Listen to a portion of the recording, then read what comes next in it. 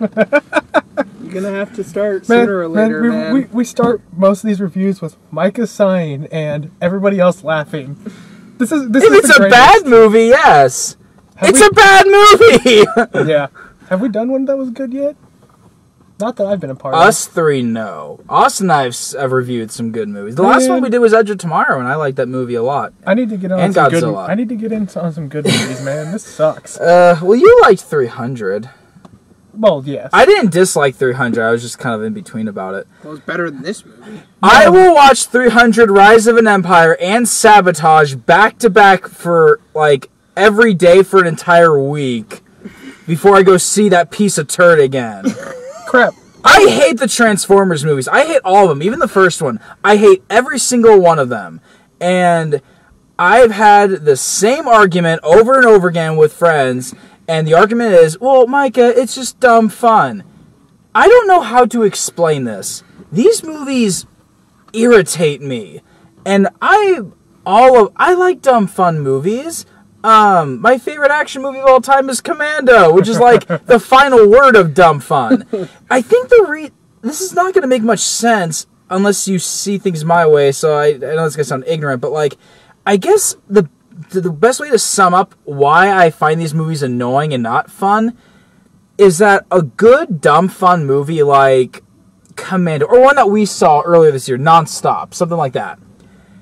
It's a movie that is kind of silly and kind of dumb, but it knows that, and it doesn't try to be anything more than it is. The Transformers movies, I feel, treat their audience like they're dumb. Does that make sense? Like, whoa, what will the audience want?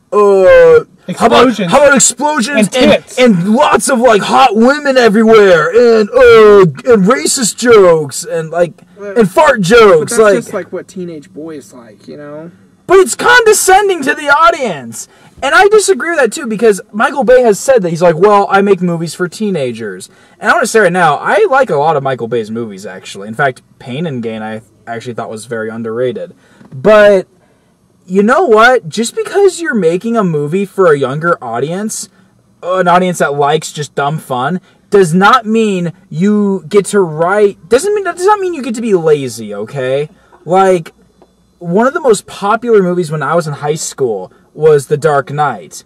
And that's a brilliant film. And I know that Transformers is nowhere near on the same level as The Dark Knight, nor should it be. That's fine. But my point being is that just because your movie is aimed towards a younger demographic does not mean it gets to suck. Like, it does not mean it gets to just be stupid. So, let's just start from the beginning. I kind of want to start with the good points. Let's go ahead. Let's go ahead and get the good stuff out of the way. Good points? Yes, actually, a couple. I have one good point. You go ahead and say your stuff. Make your piece. Cars.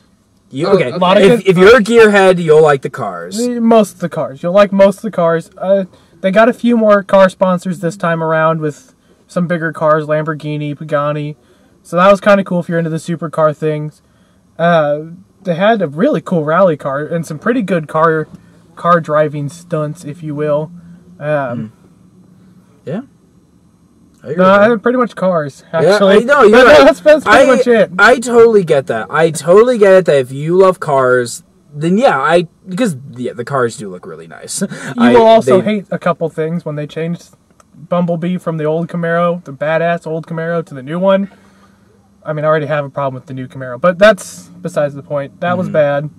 And then, of course, wrecking nice cars. Spoilers. Spoiler, bro. Okay, I love the crowd we watched this with. Do you have anything you want to point out that you liked? No. Okay. There's one thing I liked, and I had no idea he was in this movie. Kelsey Grammer is in this movie. And he's the villain. And he knows this movie sucks. So he's just kind of camping it up, and he's kind of fun. I look forward to seeing him in his brief cameo in Expendables 3. Oh, he's going to be a cameo in that? He's in the trailer, yeah. Cool. I'm pretty sure it's under the same lines of like Harrison Ford being it, where he's probably gonna have like one or two scenes. That's but totally I am fine. okay with that, dude. Kind of like Chuck Norris being in the second one. Yeah, the second one. Yeah, exactly, and that's totally cool because I love Kelsey Grammer. And And, okay, Mark Wahlberg is a big step up from Shia LaBeouf. Yes. And actually, I'll give them this, too. They do use the humans a little bit to better use than Shia and Megan was in the first 2/3.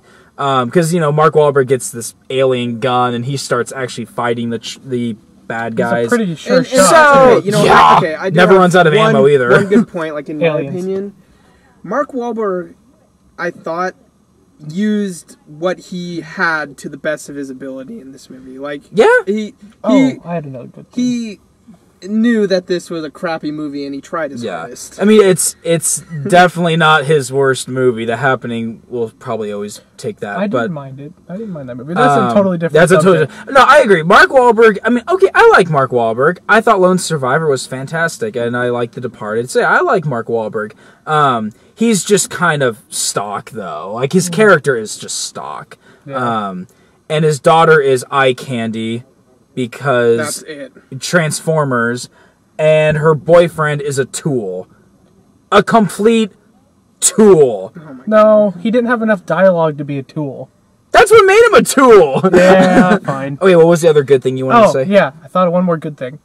It doesn't matter if it's alien robots or whatever it is, I have a soft spot for hand-to-hand combat. Sure. And their hand-to-hand combat was actually well choreographed and well played out.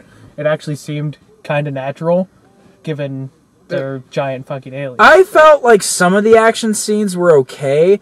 And, okay, here's one thing. If you're wanting to see this simply for the Dinobots, don't bother, because the Dinobots are barely in this film. But when they were, that was pretty And cool. here's the thing. Yeah, when they come in at the very end, they actually are kind of cool. But here's the thing. I don't think it was worth the wait. No. Like, okay, take Godzilla, for instance. Godzilla does not do a whole lot until until the third act of the film. But in my opinion, it was worth the wait. It pays off. In this movie, this 2.5-hour movie that you feel every minute of, my gosh, Seven Samurai goes by quicker than this. That was a great movie. It is a great, and it also helps that Seven Samurai is a much better movie. But still, like a 4-hour movie like that goes by quicker than this. I would rewatch Hercules, the crappy one that we reviewed earlier. Yes, because Rather it's than only this. 90 minutes, and Scott Adkins is kind of funny in Yes. it. So yeah, this was painful. But yeah, the Dinobots, it's not worth it because the payoff is not enough, in my opinion, at least. And here's something I want to say about the action scenes, and just the movie in general. The editing at some points, especially during the action scenes, are off the rails. Because there will be moments where characters are in one location, and it cuts away to where someone else is doing, and then it'll cut to like 10 seconds later, they're in a different place, a completely different place.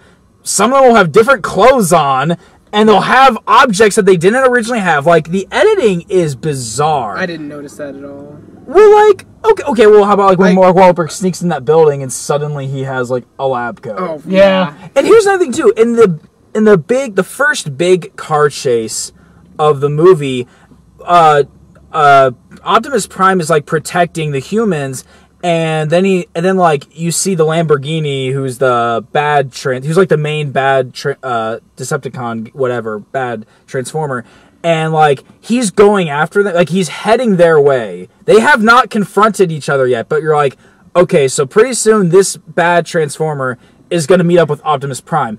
And then it cuts back to Mark Wahlberg and the gang driving, and then it cuts over to like a building. Suddenly, those Optimus Prime and the Lamborghini Transformer are suddenly in a fight on the roof. It comes out of nowhere. We do not see these two like cross paths. They're just suddenly on a rooftop fighting. I feel like this movie is gonna have 100 deleted scenes.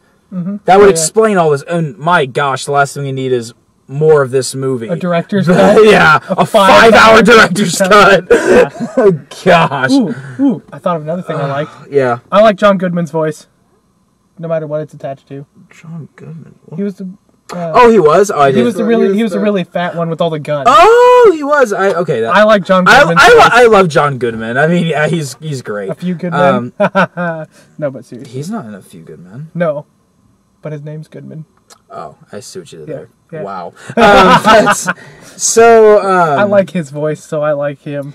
And I know, it's a Transformers movie, right? But I love how 99.9% of all of the females in this movie are 10 plus supermodels, except one character. Every woman that you see in this movie is gorgeous, and every, gotta get our money shot here, but only PG-13. So every shot of these women is like rising from their butt up to like their breasts, trying to milk out every moment they can. There's one female character in this movie with dialogue that is not a 10 plus model. It's the fat black landlady homeowner that it has one scene in the movie where she yells at Mark Wahlberg and says, like, I'm going to get my brother to beat you up. And there you go. Yup. Oh, and I know that this is relevant to the other Transformers movies, but I love how these aliens from outer space have an Asian Transformer. Because... No, and the best part was, he was a Bugatti. Yeah, what the heck? Bugatti. What? Gosh, I hate this movie. Not only was he Asian, but he had 2 swords and a samurai helmet. He did. And then breaking the rules of Transformers, he could transform twice into a car, into a Bugatti Veyron, or not even a super sport. It was just a regular Bugatti Veyron. Lame. Or he could transform into a helicopter. What the heck, Michael Bay? Now, was that the guy who played, we'll have to look at who that actor was. Voice. I know his face is made of metal, but he also had a Fu Manchu. Yeah, he did. It was made out of wire. Yeah. But no, I think that voice was the same guy who played the Asian Ra's al Ghul in the Dark Knight Rises. Oh, in the and he's also in... What are some other movies he's in? Inception. Let's not bring Inception. up. I know who you're talking about. He was also in Godzilla. Yeah, was that him? I actually thought that might have been him because that sounded like him. So I like him. Maybe he's a good actor. He's way better than this movie. Are you saying all Asian people sound the same? Is that what you're saying? Shut up, Austin. According to Michael Bay, every stranger in China knows kung fu and will randomly help people out. No kidding. Well, I loved when Kelsey Grammer thought that they were coming out of the elevator, and so he goes over there with his gun, and it opens up, and super hot, the half-naked Asian chick messing with her pants or whatever. Her short shorts. It's like, oh my god! Ah! And then the scene when it's not entirely unappreciated. I didn't. I hate this movie. when the police are coming for him right before they fly away, and it shows the face of the main chick, and there's like. You see, like, the wind blowing her hair, but, no, the wind's, like, blowing her hair, but then you see, like, Mark Wahlberg and the guy right behind her, and there's no wind on them at all. No! It's like, oh, okay. Dude, okay, so, alright, let's just... Now we can get into the plot real quick. So, plot? Yeah, I know, right? So, plot? I'm not going to go too much into the plot. I'm just going to go into what happens in the beginning, middle, end. So, the first 30 minutes of this movie is 2 things. Sunsets. Every scene in the first 30 minutes is nothing but sunsets. And T.J. Miller's stand-up. That's what you get. You get T.J. Miller, who I actually like T.J. Miller. He's actually a funny guy. I forgot about his character already. Yeah, I know, right? But he's like a center character in the first 30 minutes, and all he does is spew out really bad puns. And I sat there just cringing, because I know he's a funny guy, but wow, is he just misused in this. And he suddenly dies in the first 30 minutes. You don't even know him long enough to feel any sort of attachment to feel bad he's dead. Well, he was annoying. I wanted him to die. I like T.J. Miller, but his character was so annoying. The car chase in the beginning, where he shortly dies afterwards, the whole car chase is 2 things. It's Mark Wahlberg going, no, go, stop, and it's T.J. Miller in the back just spewing out one-liners like, oh man, this isn't a good way to start the week, or, oh man, I guess we're not going to get paid after all. Like, at least that car chase scene was good, though. I love rally cars. That was awesome. It was, and you know what the best part was? Random rally car that came out of nowhere. Yeah, duh. So, who cares? Car. Anyways, and the best part was, he died because he was the only one wearing his safety harness. Yeah, and it got stuck. Because he was the only one smart enough to wear his seatbelt. Yeah, you know what? He died. To think about it, actually, this movie was a really bad thing against wearing your seatbelt. Yeah. Because the boyfriend. The boyfriend and the other guy almost died at that one part because they had their seatbelts on. Yeah. And it's like, hey, don't wear your seatbelt because you might die. I guess that's Michael Bay's way of communicating with the kids because kids don't like to wear seatbelts. Yeah, so Mark Wahlberg is this, he's an everyday guy. He's a who invents robots. He's a farmer robot inventor. In Texas. They make a big point of there in Texas. I'm actually pleasantly surprised that when he fights that bad guy, then he doesn't say, don't mess with Texas. Oh, I was waiting for it. Like, if he says don't mess, I might just get up and leave. I thought you did. Can I just say, I have told you before that I'm not very good at, recognizing things wrong with a movie. But can I just say, when he kicked that bad guy out of that window, that looked terrible. He hits him with a football and shoves him out. When he shoves him out when he's falling. Yeah, that looks terrible. It looked terrible. The green screen in this movie is terrible. Did you guys notice when they were flying? What was it? They were either flying over New York, Washington D.C., or it was over Beijing, and they were going around, and you saw it was in the New York or Washington D.C. Whatever American city that was. Or was it Chicago. Detroit? It was Chicago. They were flying through Chicago, and you saw the big building. They went around another skyscraper, and it's gone.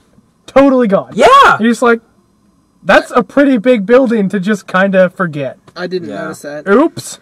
Well, but another thing about the green screen, that scene, when they're all, on these, cords that are connected to the building, the close-ups...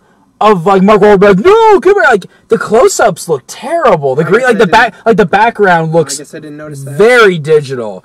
Anyway, and you know what? Before I continue, trying to get back to the structure of this, I know that a lot of this is nitpicking, and this is something I just want to point out right now with movie reviewing in general. Yes, a lot of what we're doing is nitpicking, and you can do the same thing in a good movie. But here's the thing. If a movie is good, if it's well written enough, and if you're entertained, the nitpicking doesn't matter because it doesn't bother you. Edge of Tomorrow, as much fun as I had, I pointed out that there were some things about it. I wasn't a big fan of the ending, but the movie was well written enough, and it was smart enough to the point where I don't care about that. In this movie, everything is so frustrating to sit through that the nitpicks are more noticeable, therefore it's more easy to spot and easy to get mad at. So yes, we are nitpicking, but it's only because this movie was written by a 5-year-old.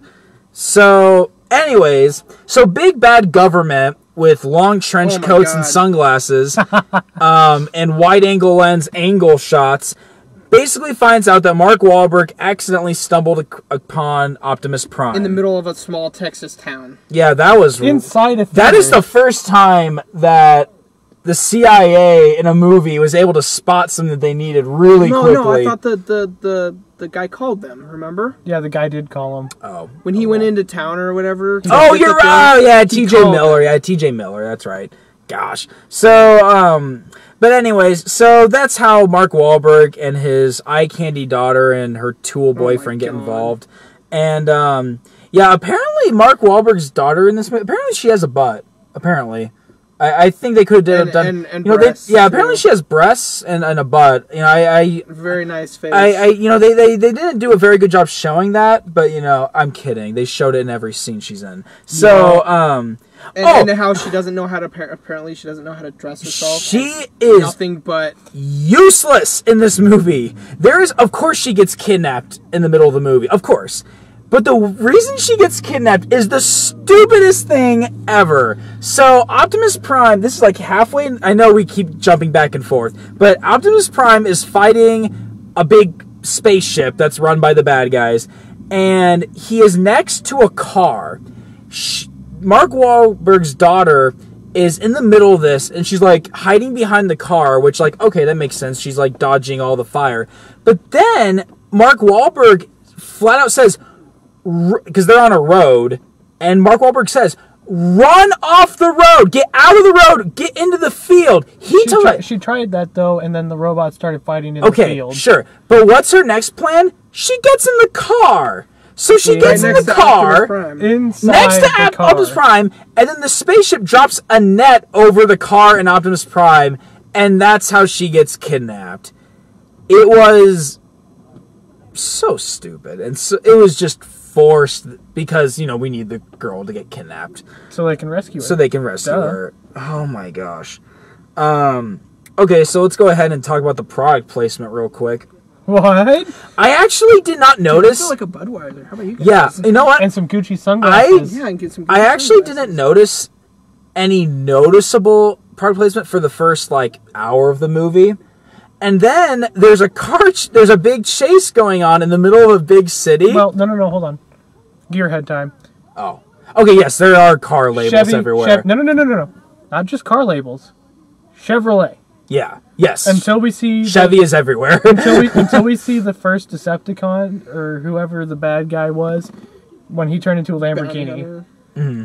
But other than that, what were all the other everyday cars? They're Chevys. Everything was Chevy. Although I'm slightly less critical about stuff like that in movies if it actually has something to do with the plot. You know, yeah, okay. Like, because, take, like, Secret Life of Walter Mitty. There's actually a ton of product placement in that movie. But, like, a lot of it is actually used in the plot because Ben Stiller's character works for Life magazine. So Life is everywhere. But it actually has to do with what's going on in the movie. So, anyways, so there's this car chase going on, like, in the first hour of the movie. And stuff's getting blown up. It's really intense. All of a sudden, big, bright blue Bud Light semi travels by and gets smashed. Bottles of Bud Light just cover the streets.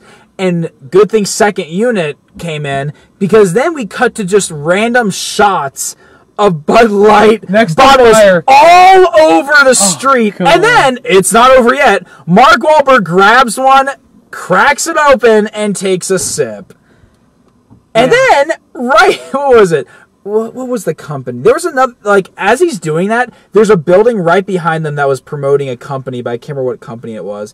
But also, later on in the movie, towards the end of the movie, when they're in China, when they're in China, you see, like, billboards and all this stuff, and everything's getting blown up, and there's like a billboard with Victoria's Secret. No, it was a bus. It was a bus with Victoria's Secret that very clearly in there in English. In China, and it doesn't. No burns at all. Like, everything is destroyed, and this just stays right. Victoria's Secret. All right, let's roll the windows down now that there's loud. Yeah, I was waiting to leave. Yeah, it's really hot.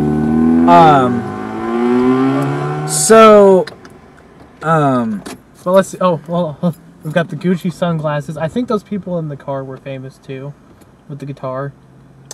I wondered about that. I think they were like pop star or something. Well, maybe. Well, I saw a thing that the reason that Michael Bay wanted a bunch of the filming to be in China is because the third Transformers got most of its money from China, because it was like the fourth highest grossing film in China. So he's like, well, I better appeal to the Chinese because I want to make more money. So, well, he did a good job at that, I guess. Yeah, no kidding. So yeah, I mean, that's the setup to it. So Mark Wahlberg and his daughter and tool boyfriend get involved, and so they help the Autobots. Bad guy government led by Kelsey Grammer starts creating Transformers because they discovered a new metal or some crap like that. No, it was the stuff that they're made of. Okay, what? I don't care. And so they take the body of Megatron and try using it as like an AI, but of course Megatron overrules it. And Megatron, the fourth time he's been reborn? Yes, yeah, seriously, that's not getting old.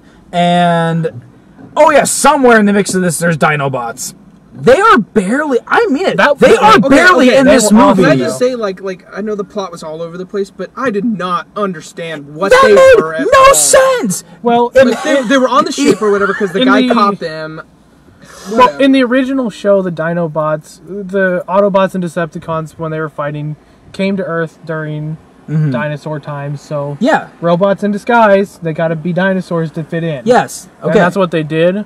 And what I think they were trying to say was that this guy, the prison guard / bounty hunter, took them and had them in prison since the dinosaur time. And you know what? The fact that that can be explained in a kid's show and this isn't explained in a multi-million-dollar movie just goes to show how lazy this movie is. No. Hold on. Wait.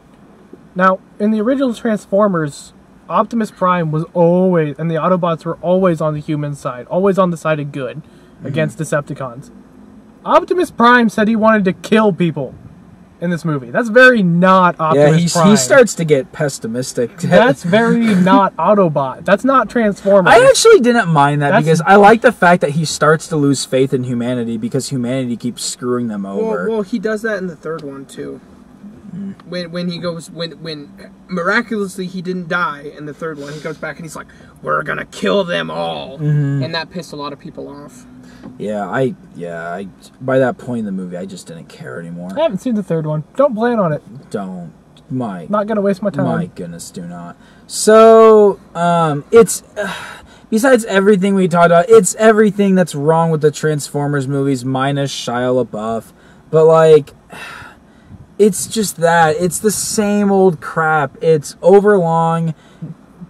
It's explosions, poor CGI, ridiculous amounts of destruction that's not necessary, and it's not fun. That's what the ultimate for me. Again, if Transformers is your thing, that's fine. I will not take that away from you. I can't get into these movies.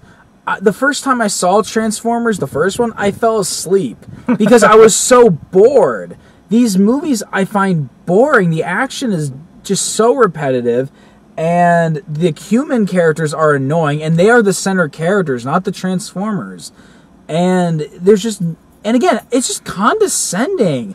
It treats the audience like they're a bunch of morons. Why in every new Transformers movie do they have to add more human characteristics to these robots? Like in the first one, they're all just robots, just robots made out of stuff. And as more they start like to have spit and blood and cigars and cigars. And hey, in this I love movie, that. That in was this great. movie, the hyena things, they had hair. They're robots. Why do they need hair? Well, John Goodman had a beard and a cigar. But that was made out of what? But that was made out of what? Okay, the hyenas, it was actual John hair. Goodman. Yeah, but it's John Goodman. No. Your argument's invalid. It's John Goodman, okay, and that fits his character. Fine, I'll give you that. No, Sebastian. That robot actually fit my image of John Goodman was an Autobot. So, I mean, if you are a fan of the Transformers movies, again, no offense, I can't get into them. It really doesn't matter what I have to say. If you disagree with everything I said about the other Transformers movies, you're going to disagree with what I have to say about this. So, if these are your movies, it does the same thing. So, by all means, go see it and have fun. If you are like me and you're really tired of these movies, please, for the love of God, do not go see this. If you hope it would be different. What was who's the leader of the Decepticons? I forgot. Megatron, yeah. What was his new name? Galvatron. Galvatron. I love how in the end it's like he's walking away. It's like, we'll meet again, Optimus Prime, and it's like, oh god. Of course you will. They're gonna make another one. Well, of course they are. Even though Optimus Prime just flew into space. Yeah, when did he learn to fly? He flew into space after he released the wild dinosaur things. After Galvatron's gotten away. Oh, and don't forget this. After he was impaled in the chest with a sword. Look, where did he get the rockets from, and why didn't he use them earlier? And where did the giant ship go? In the end, when they're like doing the stuff, there's still the huge ship is in the back, and it's like killing people. And then they like do the end, and then he flies away, and the ship's just gone. Where did it was huge. Hold. Where did all the minions that were on the ship go? What are they doing? Well, they died. Well, our leader died, so I guess we died too. No, not the minions at the... No. Shut up. No, because remember the one jailer bounty hunter guy had minions with him too. Well, I thought they were on the ship too, weren't they? No, because he used the grenade and blew... I don't know. I don't even... Who cares? F minus. F minus. I don't think that's harsh enough. G minus. I hated this movie. It is definitely the worst film I've seen so far this year. We thought he left halfway through. We thought you left. I went to the bathroom halfway through, and I pleasantly took my time walking to the bathroom, using the bathroom, checking my phone, hanging out in the lobby, and then slowly going back in. And actually, when I was like, I wonder if Austin and Sebastian thought I just left, like, because they knew I wasn't gonna like this and I wasn't liking it. But oh yeah, we thought you left. We thought we were gonna have to meet up with you and do half a review. Yeah, don't see this. Don't give them more money for this. And then, hey, this is definitely going to be number one. There's the two villains in the beginning. Box office. Okay, there's the Kelsey Grammer guy, and then the bald guy with glasses. Yeah. Well, no. And the Lamborghini Transformer. Well, okay, yeah, okay. I'm talking a human character. Okay. So the bald guy with glasses, who starts this whole thing. You know, he becomes a good guy at the end. And everyone just forgives him. And Mark Wahlberg gives him a hug. It's like, hey, thanks for starting this whole thing and killing millions of people, but hey, you're okay now. He was carrying around a nuke. This was crazy bad. I am speechless. Not so bad. It's good. Sebastian. They just had to, I don't know if Michael will know this as much as you and I, but when they're calling the two nerd dudes back and they're messing with the fucking My Little Pony shit, and it's like, oh god. Of course they're bronies. Oh, look, and guns. And the fat guy's always eating donuts. Oh, that's just great. This is just great. Great. So if you guys had to rate it, what would you rate it? I wouldn't even waste my time rating it. Do we have to rate it? Worse than Hercules. Would you recommend seeing it? Don't go see it. I'd rather eat fiberglass. Okay. Well, okay, now and you want to know what the worst part of this is? We still have to see Ninja Turtles. Oh. Bye!